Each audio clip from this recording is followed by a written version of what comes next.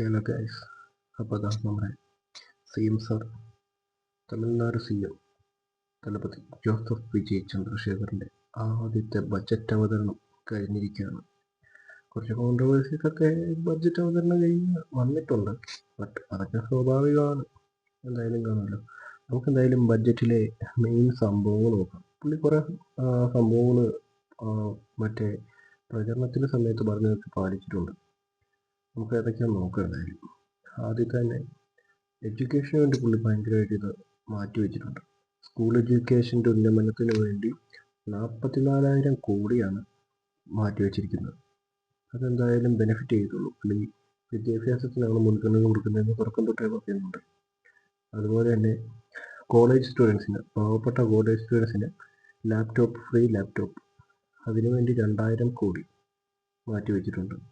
ഇതല്ലാതെ +1 വിദ്യാർത്ഥികൾക്ക് വേണ്ടി സൈക്കിളും ഹെൽമെറ്റും അടങ്ങിയൊരു പാക്കേജ്, അതിനുവേണ്ടി ഒരു തുക പുള്ളി മാറ്റിവെച്ചിട്ടുണ്ട്. ഇതല്ലാതെ അടുത്തതായിട്ട് ഒരു വെഡ്ഡിങ് അസിസ്റ്റൻസ് എന്ന് വെച്ചാൽ കല്യാണം നടക്കുന്ന പാവപ്പെട്ട യുവതികൾക്ക് 8 ഗ്രാം, അതായത് 1 പവൻ ഗോൾഡ് കോയിൻ, പിന്നെ ഒരു പട്ടുസാരി ഗവൺമെൻറ്റിൻ്റെ വക തൊട്ട് നൽകുന്നതായിരിക്കും. പാവപ്പെട്ടവർക്ക് മാത്രമാണ് പുള്ളി മെയിനായിട്ട് അത് നോക്കുന്നത്. അടുത്തതായിട്ട് നമ്മുടെ നാഷണൽ ഹൈവേസിലും റോഡിൻ്റെയൊക്കെ പുരോഗതിക്ക് വേണ്ടി 21,000 കോടി മാറ്റിവെച്ചിട്ടുണ്ട്. അത് നോർമലായിട്ട് എല്ലാ ഗവൺമെൻറ്റും മാറ്റിവെക്കുന്നതാണ്.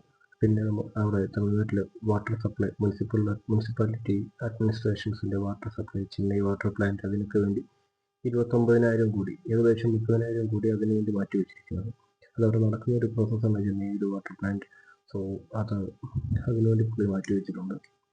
പിന്നെ അടുത്തത് AI ഇൻ്റഗ്രേറ്റഡ് ഗവർണൻസ് എന്ന് പറഞ്ഞൊരു സംഭവം പ്ലാൻ ചെയ്യുന്നുണ്ട്. ഒരു ചെന്നൈക്ക് വേണ്ടി ഒരു മാസ്റ്റർ പ്ലാൻ.